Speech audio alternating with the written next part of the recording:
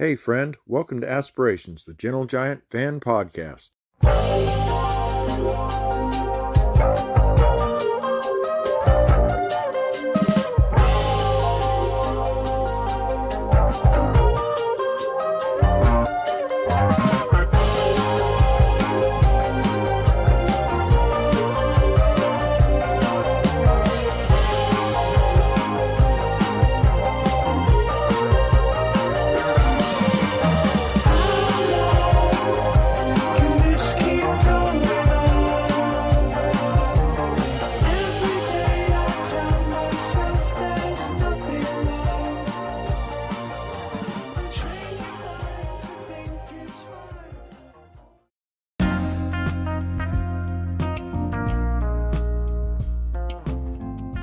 Hey friend, welcome to the podcast.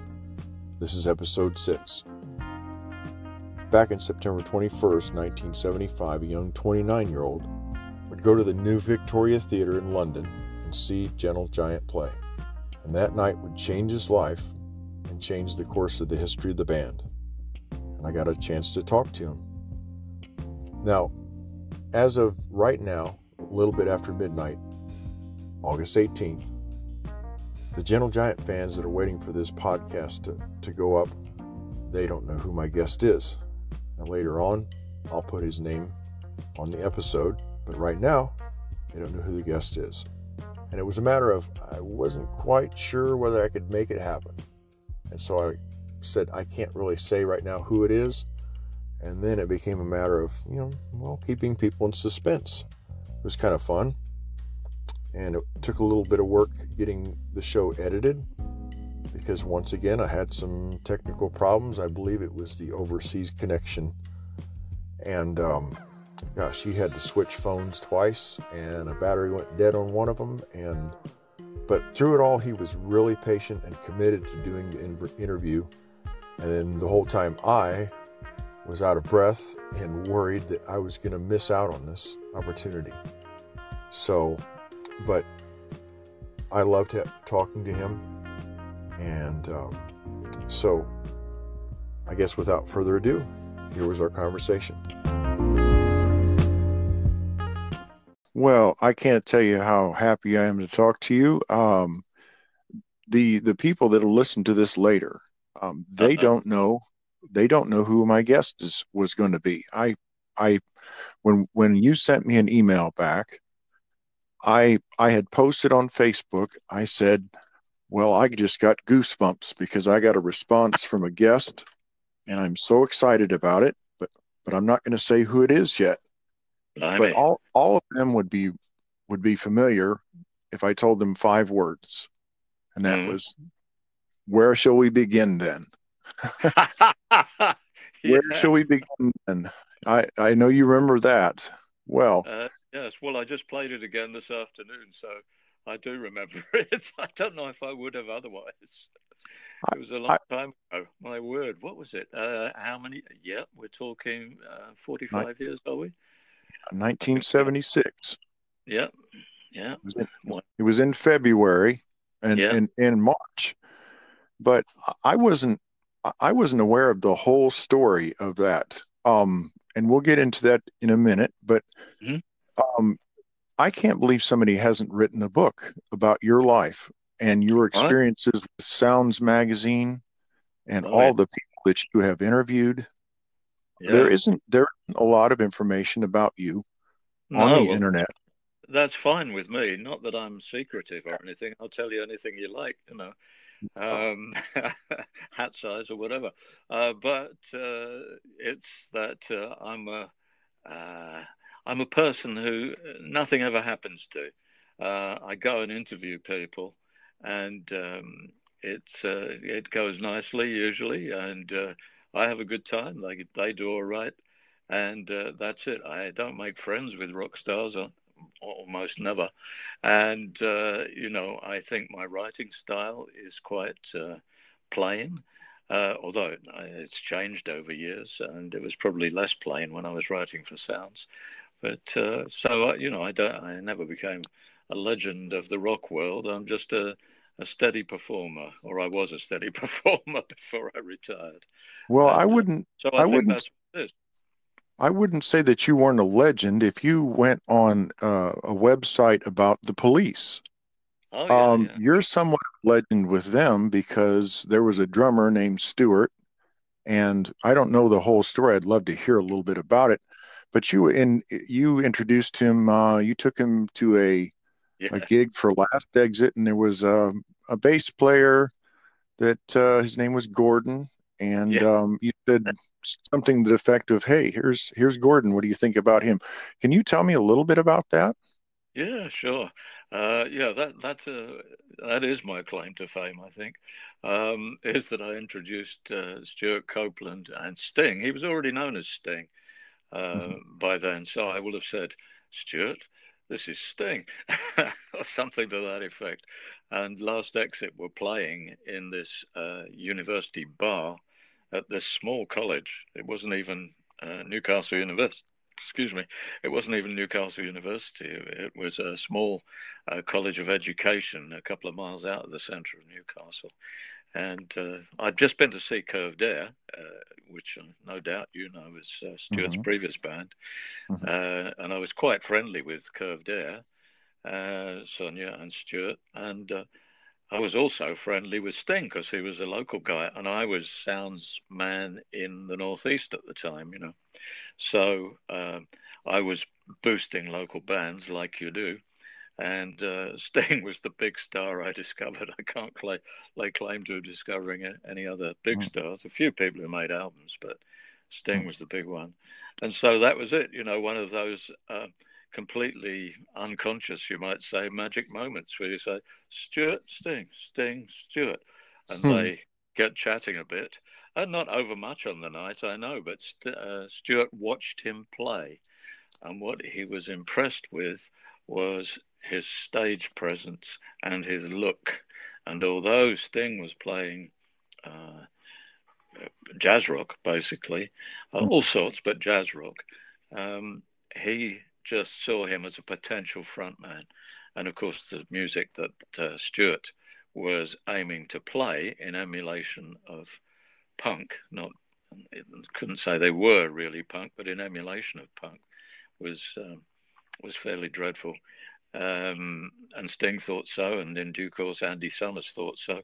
But they managed to evolve into the thing that pivoted around Roxanne, you know, Hmm. because Sting was writing real songs. If partly if you slowed down what the initial police were playing. Anyway, Hmm. so we introduced them.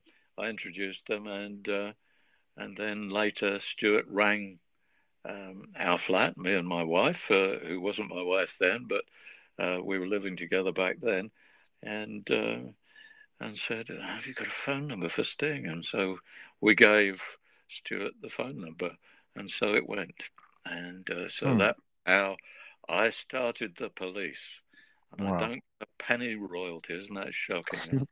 Eh? Well, they did. You were of such notoriety that you did get to go on their 2007 tour. Is that correct? And Yeah, then yeah. write a send up of it about 10,000 words in Mojo magazine. Am I correct? I did write a big piece for Mojo magazine. Yes, I wouldn't say it was a send up, but I did write a piece for Mojo magazine, and yeah, went on the road. I think that was the one where I saw them in Vancouver. Anyway, same old three brilliantly articulate blokes. You know, they always Hmm. were great interviewees, and they remained great interviewees, all three of them. As per in the past, mostly talked to them separately. Hmm. We did have one great radio interview actually, with all three of them in the room. That was for Radio One here, BBC Oh, Radio One, wow. back in Now, '81 the, or so. go ahead. I'm sorry. The town Newcastle Mm, that the jazz club was in, is that the same town that you work for the Newcastle Evening Chronicle as an apprentice? that's right. Yes, I was an apprentice journalist on the Evening Chronicle, 1970 to 1972, or three possibly. Yeah, that was it, where I learnt my trade. Well, how many years did that take to go through the apprenticeship? Well, they had a thing back then that was called a graduate apprenticeship. So I went there from Manchester University, having got my degree in English and American literature, with emphasis on the American. I was always a big fan of American literature, which obviously carried over into the music as well, you know. And Hmm. and so I was able to do my apprenticeship in 2 years. Apprenticeships are very, very hard to come by now, but Hmm. back then it was a brilliant way of getting into all the basic skills of journalism. You know, of course, it was a very general journalism course. It wasn't about music journalism at all, but it gave you all the tools you wanted. It was Hmm. great. So it sounds like, and again, there's very little information out there, Hmm. but it sounds like you became enamored with music. But was there a Rolling Stones event in Welwyn in 1963 that you referred to that in a Sounds magazine article? Yeah. And how did that, if I'm correct, how did that change your direction, that concert? Well, I was late to live concerts. Maybe most of us were back then. I rather suspect that was the case. The radio was the thing, you know, and you rarely got the chance to see a band. Most of my mates, I lived on the outskirts of London, Hmm. officially in London by postcode, but on the north of London, you know. Hmm. And most of my mates didn't go to live gigs, so it wasn't a normal thing as it became later. We all listened to the radio. We all talked about music all the time. And of course, the whole thing lit up with the Beatles. I was too Hmm. young for Elvis, really. Bruce Springsteen wasn't too young for Elvis, and he's younger than me, but I was too young for Elvis. Hmm. And um, so it was what really lit us up was the whole Mersey Beat thing, starting late '62 and moving on through, you know. Hmm. So then what happened was um, the first gig that cropped up that my mates actually did want to go to and asked me if I wanted to go. So, yeah, sure.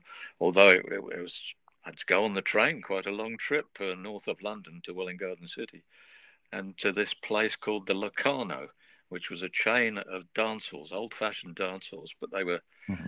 of course, new bands were going into these dance halls by then, you know, whatever made money, of course, whatever you could fill the place with. And the Rolling Stones played. And man, were they, I liked their records already, although I hadn't even started writing their own songs by then, you know. They were at the Hmm. stage of Not Fade Away, so that was a Buddy Holly cover. Hmm. And so, whatever month Not Fade Away came out, that's when it was. And they just seeing a live band, that live. Imagine your first real live band, apart from a school gig, Wow. was the Rolling Stones as young men. And Hmm. man, I remember Jagger's dancing. You know the legs, the legs. What things they could do, fantastic. Hmm. And the whole five of them jammed together. Although it was a dance, it was still a relatively small stage, you know, but loads of action and oh, the joint was indeed jumping, you know. So that set me off. And I wrote about that. There you are. This is the twist, of course. I wrote about that gig for the school magazine. God knows why the editor of the school magazine, who was a teacher, I might say, there was no democracy about these things back then. But this teacher said, okay, write about the Rolling Stones if you want to. So that's what I did. And that's what I was nostalging about was it in Mojo or Q? One of the magazines now, anyway and recalling that gig that I wrote about for the school magazine, you know, which was just well, it'd be one of the very best gigs I ever saw. Still, you know, I never saw the Hmm. Stones better. I never saw the Stones being very good again. That's my bad luck, because of Hmm. course they. But there it was. Wow. A great night for a young chap, I 16, guess. 15 or 16, depending Wow. on where it fell in relation to my birthday. Well, when you were apprenticing there at the Evening Chronicle, Mm. did you see yourself with a like a straight-laced just reporting the news career ahead of you, or did you have ideas of reporting about music? I mean, No, I was straight laced. I remained straight laced, and that's the career I saw myself doing was that kind of journalism. You know, and that's what I was preparing myself to do, and what I did for some years, 4 or 5 years, and I kind of always returned to it a bit because I could always do it. I'd had all Hmm. the education and the training that you could wish for, so it was within my compass to do anything on the news front. But what happened was um, the transition into music journalism occurred because, number one, I was a fan. I just hadn't thought, oh, you can make a living doing this. That hadn't crossed my mind. And I don't think many people did make their living back then, although there was the weekly music papers. But I never thought of working for them. I didn't read them much, but I did a bit. But as I say, the radio was the thing. Radio, and then I started buying records. But never had a record player in my home, because frankly, we didn't have a lot of money, and so that was a luxury, wasn't it? But the radio was there, so who needed records when you've got the radio pouring this stuff out at you all the time? It's just wonderful. Hmm. Uh, anyway, so eventually, when I reached about 21, I got a record player and started buying records, vinyl, of course, back then, and then opportunity. Necessity and opportunity coincided. What happened was I couldn't get a new job. I couldn't get my second job. It was that thing, which Hmm. can happen in any career. You start in a job, you start looking around thinking, oh, what shall I do next? So you start applying for jobs. Answer, nobody wants you. Nobody wanted me. I always say this to folks when I'm encouraging other journos to keep plugging away, chaps. Hmm. It's. I think I applied for 175 jobs and got rejected for all of them over the Wow. space of 2 years. So I was applying at about 2 to 3 a week and just getting rejected, rejected, rejected. So I did the thing that I'd kind of had in mind because I always liked the idea of being a freelance. Hmm. And so, per force, I did what I sort of wanted to do. I went freelance. I took the gamble, left my job with the Evening Chronicle, my steady job, which had a potential career path ahead of me, and and started freelancing. Well, I was willing to do anything, but of course, as a freelance, you pretty much immediately think, oh, now how the hell do I get work apart from the Evening Chronicle might give me Hmm. the odd low-paid story? And so it's like, oh yeah, well, what do I like? What am I interested in? All sorts of things. Do you remember where we left off? Where were we at? I Uh, was talking about, God. Oh yeah, going freelance, wasn't it? That was it. Okay, yeah. So going freelance, and it was a matter of looking around for subjects I was interested in. So obviously, pop and rock was one of those subjects. And then looking around for clients. That's what you do as a freelance. Now I had one. It's a disadvantage in UK to be out of London in some respects, but the advantage was I'm not in London, and so use the advantages of where you are is like a freelance lesson. I'm sure your readers don't need to know this, but it hmm. is, and so it was like I contacted all those national weekly music papers that we had back then. That was the UK scene, and said, "Would you like someone in Newcastle?" And Sounds was the one who took me up. So I Hmm. had several years. Oh yeah, several years. What was it about? Oh, 6 years. Oh, so 6 or 7 years working for Sounds, Hmm. mostly from New. Sorry, are you still there? Yes. Oh, good. I made a slight noise, which I thought was the disconnection noise again. There you go. Yeah, so I had about 6 years working from Newcastle mostly, except I was in London for 1 year. And my movements between Newcastle and London strongly related to Gailey as we became more than good friends and so on.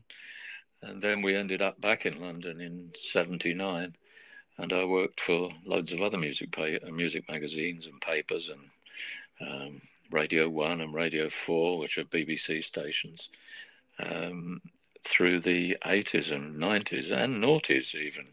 Hmm. So it became most of my working life instead of being a digression and a diversion from my original thought, which was I'm going to be a proper journalist.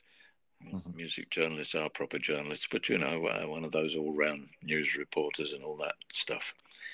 And there we are. That's how I ended up. That's how I ended up interviewing Gentle Giant for Sounds as well, to bring it back to the subject of the day. Well, Sounds Magazine started kind of as an offshoot of Melody Maker. And did you know Jack Hutton and Peter Wilkinson? I knew Jack Hutton. I can't remember who Peter Wilkinson was. Was he a co-founder with Jack? And they wanted to look into different kinds of music than Melody Maker was Yeah. doing. But so, how did you arrive at a finished article? What was the process? Did it go from idea, seeing a gig, Mm. hearing an album, and then submitting it? It wasn't like regular journalism where, say, an editor would say, "Oh, now go out and do this." Well, So much. no, it was quite professional in that sense. And it did arise. But of course, you're talking about a subject where enthusiasm is a huge core of what's going on. So the journalists are almost to a person enthusiasts in some way or other, although with different personalities, so they show it in different ways, of course. But they are that, and so they're all the time suggesting artists to interview. Uh, and that's clearly the grist, is doing features on artists who you tend to like. Although, of Mhm. course, the editors will also sometimes look for a contrary view and put someone on the case who actually doesn't like or has their doubts about whatever artist. But mostly it is a strong connection with the enthusiasm of the writer for the artist, because that connects with the fans. And it is music journalism is very broadly a positive uh, activity, because that's what it's based on. It's based on enthusiasm. And so you get a paper like Sounds, a weekly paper like Sounds, which covered over the years all sorts of rock music Mhm. in the widest sense. And it was always talking to fans who enjoyed that particular kind of music. So there was no contradiction. There was not felt to be any contradiction in the paper between covering prog rock and punk and heavy metal and folk as well. All of Mhm. that, it could be encompassed. And Sounds was quite good at that, feeding separate enthusiasms all within the same paper. And that way you got spin-off enjoyment. And you don't presume that your readers only like one kind of music. They Mhm. have broad tastes. They're intelligent people. You're writing to their intelligence. There's no Mhm. presumption. There is in some forms of journalism, of course, but there's no presumption, I think, in music journalism, that your readers are somehow um, uh, beneath you in their intelligence and their Mhm. education and so on. You're writing about something you share, and so. While there may be differences on superficial things like vocabulary, say, or whatever, which may relate to what level of education you've had, the enthusiasm carries on through that, and Mhm. you can still share very well. And I think that's what, I don't know how it is today, because I stopped writing journalism at all a few years ago when I retired, but more or less retired. I'm writing a music book now, but more or less retired. And so that's what the communication is about: is sharing uh, the good stuff. Well, And you certainly had a way of sharing things. I was able to read several of your articles. And in Sounds, there was a friend that actually was the one that suggested talking to you. His oh name yeah, is Peter Needham. He's just a Gentle Giant fan. He's seen Giant play a couple of times, and I couldn't name where he saw him, but he said, "Oh, you, it would be fascinating if you could talk to Phil Sutcliffe." ah, And I kind of said, well, yeah, I'm sure. I don't think he'd probably respond, and that's when I sent you the email. But okay, he said remembering you really championing the band. Yeah. And I don't think people nowadays would realize how important in a band's career a, a periodical or magazine like Sounds or Melody Mm-hmm. Maker could make in their career, either from if they were silent about an artist or if they gave it a really good or bad review, it might make or break the band. And several times in reading, we in the it's a box set that Derek Schulman put out. It's called Unburied Treasure, and Mm-hmm. they compiled several Sounds articles, including the one that you did where you actually sat in at Advision with the band Yeah. Yeah. and watched the actual recording. And there are Gentle Giant fans that would give their left arm Yeah. to have had that experience. But uh, um, so we would love to know. Well, first of all, let's back up and say, when did you stumble upon Gentle Giant? They weren't, they no. weren't, people had to almost stumble upon them, I guess, back then because they weren't getting the big write ups. But how did you stumble upon them and become Yeah. interested in them? Well, I'm not sure why, but I was sent to see a gig of theirs, which I believe was at the Victoria Palace. I may be wrong, but I think that's what the theatre was called. Quite a big theatre in London, um, fairly modern, I think, is my recollection of it. Just to review a gig, just that. Very simple. And why I was sent, I can't remember. I think it was more uh, Sounds people saying, "Oh, you might like these people, go along." And I will have listened to the record in advance of a gig, because one always did. But I don't think that I'd heard much of them, if anything, before I was commissioned to do that review. And I actually absolutely loved that gig. That was another of my all-time greatest gigs, and I would still say that, like the Rolling Stones one was. Well, the Gentle Giant one was too. Just one of those few notable gigs over the years, and it was yeah, just fascinating and electrifying. It just grabbed you, grabbed me, I should say. These things are all personal taste. And so I became a fan there and then, and wrote about their albums thereafter.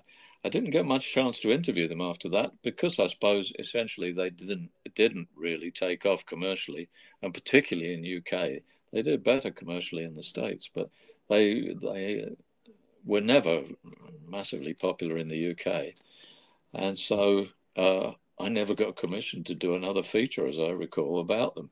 It was just reviewing albums, which I did, I see, having looked up the cuttings regularly over the next 5 years. But, it was just a short-lived thing. I got really caught up in them around the time of Freehand and then, of course, Interview, evidently. Um, and really loved what they did. And I've just last day, of course, to refresh my memory because it was memory. It really was. And thinking, why did I like these people? Oh, I see. Yeah. Hmm. Uh, and the effect was, well, it was fascinating in so many ways. But they did have a high-powered physical rock element to them in their own very special way. But to me, it was very physical music as well. And I guess that's how it would connect up with the kick of seeing the Rolling Stones reaching out to Gentle Giant. Well, they're not obvious comparisons, but they do connect with the physical power of rock and roll is in there in the Gentle Giant too.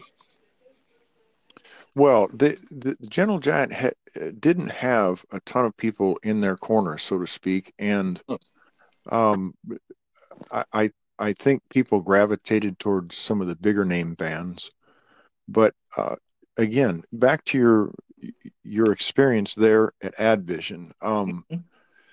So, I mean, did you find the guys?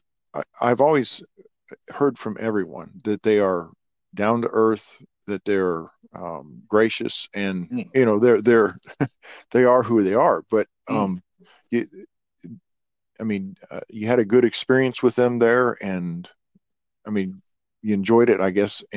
But could you tell me a little bit about that? Well, I have a terrible memory, but what I do remember of it was I see it was a series. Having reread the article, I hadn't remembered that it was a series of different occasions.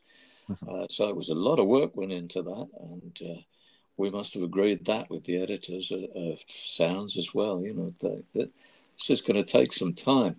Going in on 3 different days at different stages of the album through the month. I've never done that with anybody before or since, and it was clearly a fascinating thing. I mean, I think I expressed it fine in the article. The article's fine. Pretty decent stuff, about that thing of building the album and the strange business that I observed, which I don't think was weird at the time. It was the what would you say? Not necessarily just prog bands, but how bands responded to the state of recording technology at the time.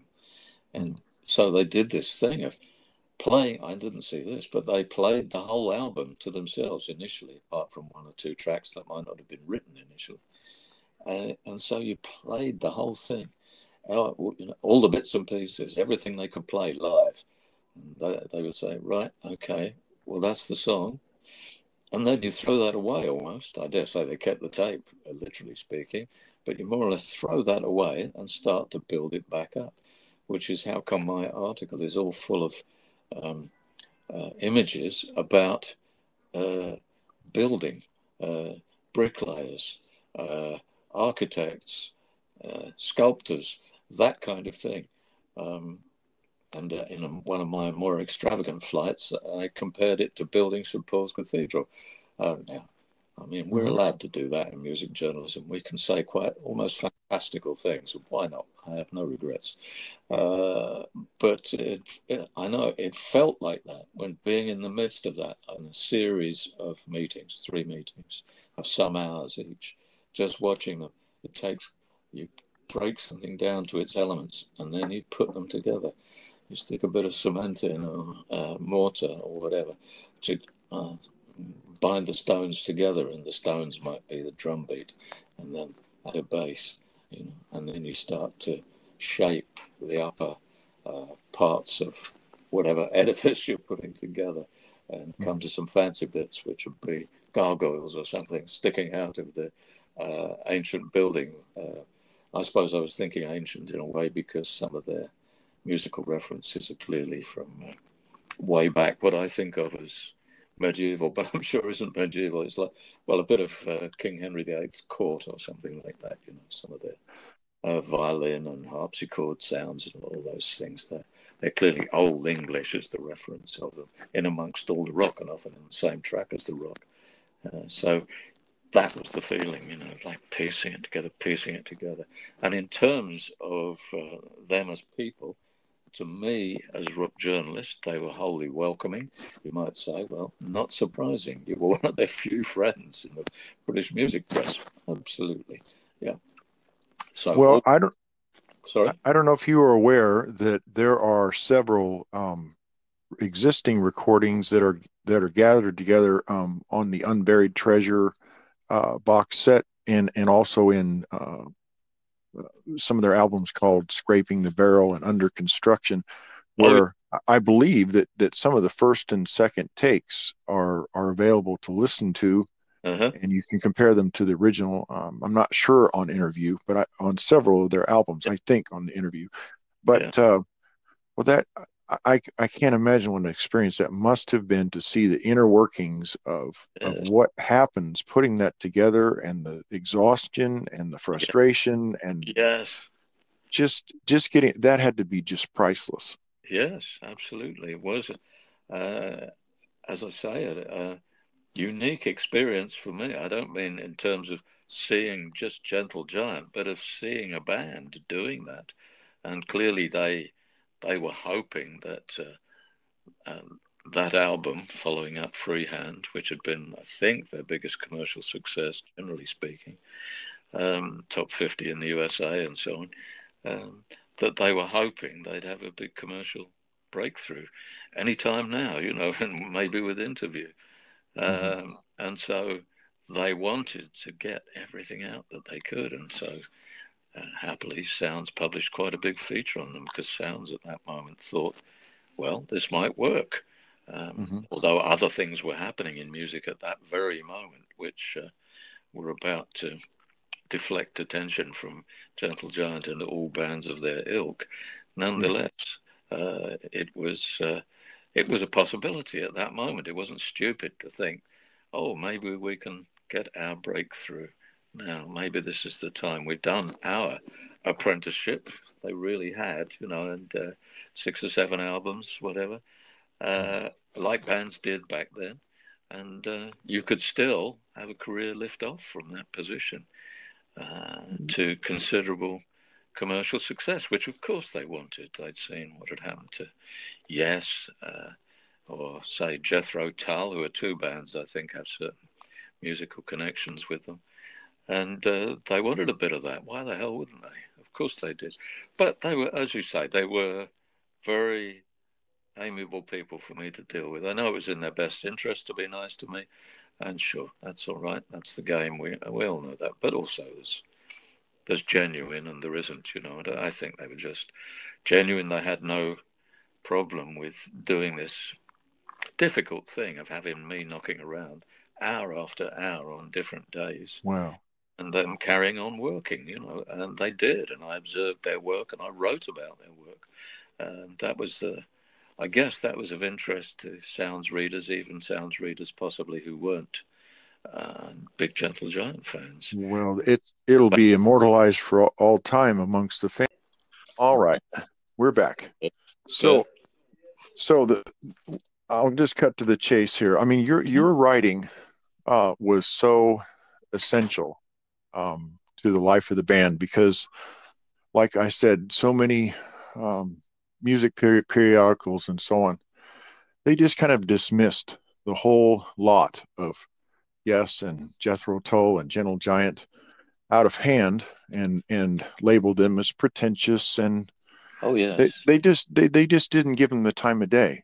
Yeah. And your writing, I loved it. I mean, the articles I've read, I loved your style, and I thought how hard that would be to actually come up with how to write about music. It'd be like writing about a casserole that you had at a potluck. It's hard to describe the music itself, but you were able to really bring that excitement that you had about the music in your writing, which I really loved. Well, that's what you try to do, that's for sure. That's the objective, one way or another. Whatever your style is, that's what you're trying to do. Well, what I wanted to ask you was the interview, the fake interview you did with Derek and the band. I didn't realize that was kind of a spontaneous thing. It was just kind of sprung on you. Is that how that went? Yeah. They just said, I think they must have told me at some point, we're thinking of calling the album Interview. Anyway, we thought this might be a way of interleaving the tracks. So shall we do that?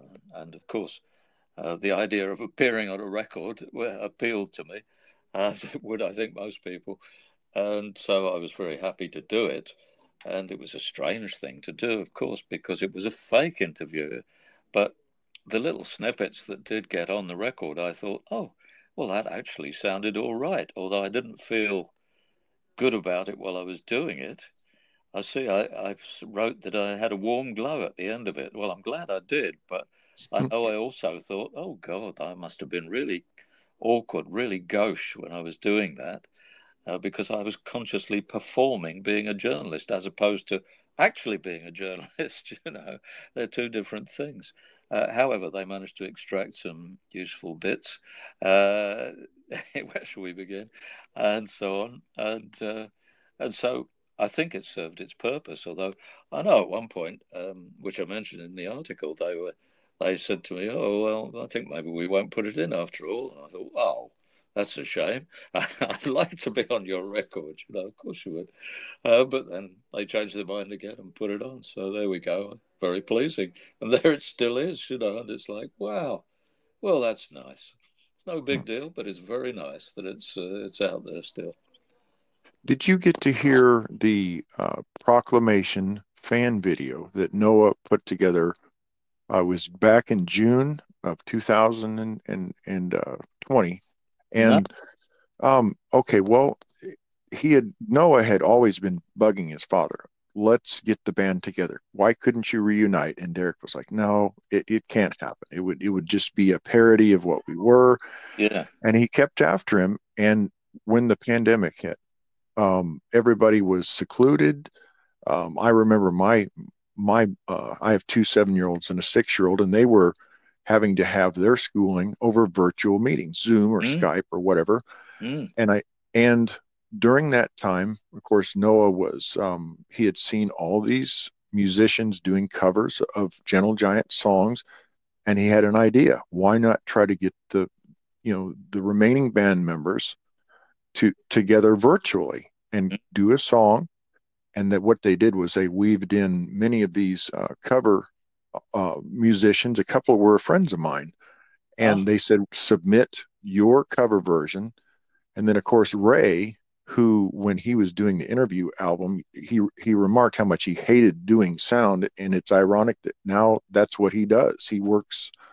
He's done sound and mixing and so on for the Sugar Cubes and a lot of other bands. yeah, yeah. So Ray was given the task of compiling all these different artists, and they're playing along with Derek and Ray and Phil and John and Malcolm, and they all were playing the song Proclamation, and Ah, um, they said they announced that it was going to be released, and we all couldn't wait for it to come out. And when we saw it, I mean, Jacko Jaksic and other uh, you know admirers of theirs we're on the video also, wow. and it made Prog Magazine's event of the year, and Mm, you'll have to look that up on YouTube. We I will. It sounds a very nice thing to do. I'm very glad to hear about it. And there's been a resurgence in interest in Gentle Giant, and I think that was if you're not aware, there are me and some fans that are doing it's kind of a fan fantasy project trying to get a documentary made about them. Mm, And that was one of the reasons for the podcast that I'm doing. And when we're done recording later on, as I get it edited and published, I will send you links so you can hear. lovely. But Yeah. but I think all the fans would want to express to you that you are a part of Gentle Giant history, and you are held in pretty high regard because you did um, you did write about Gentle Giant, and I don't know if their career would have been the same without you. So we're all grateful, and I am grateful to you for taking the time and the patience to deal with all the technology glitches along the way. No I was problem. a bit I was a bit nervous because this is my third interview, and you've interviewed thousands, but I Oh, can't really? tell You've you. only done 3 interviews. Good heavens. What's your day But job? I drive a truck. I drive a tanker truck, and I haul liquid sugar, and so that's what I do for a living. Well, But well, but how nice to. I mean, I'm not presuming that that's not enjoyable. As long as you like driving, I guess that's a fine job. But oh yeah. it's nice to have these other things as a creative sideline as well. I'm sure. Well, I really appreciate your taking the time, and this has been a real treat. I'll always remember this, and what an honor. And Good. I'll send you an email, and hopefully we'll keep in contact. But Anytime. yes, well, thank you again for all the fans, and it was just an honor to talk to you. That's well, it was a great pleasure for me. That's for sure. Remembering old times, you know what us old geezers are like. We like all well, that. well, with that, I'll let you go, and I hope All the you and your best. family Well, all the best to you and your family, and also to all Yeah, those Gentle Giant fans. They're all lovely memories, and the music is still there, still lives, doesn't it? So that's the fine thing. sure does. Yeah. Well, thank you so much, and you be safe and have a good year. Okay. All the best, All right. Kirk. Bye-bye. Thank you. Bye bye. Bye.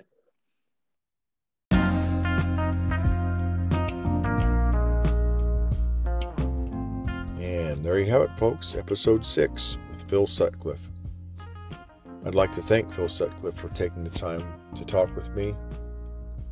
I really enjoyed our conversation, and it really meant the world to me. Thank you to Peter Needham, who suggested talking to Phil. And in my mind, you made Gentle Giant Fan of the Month.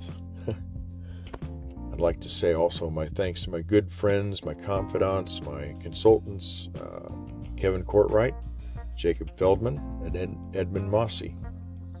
You can find Phil Sutcliffe's writings in Sounds Magazine, Q, Mojo, Blender, and other periodicals of the time at rocksbackpages.com. Phil has edited and contributed to books on Queen, The Police, Genesis, AC/DC, and also his father's book called Nobody of Any Importance, A Foot Soldier's Memoir of World War I.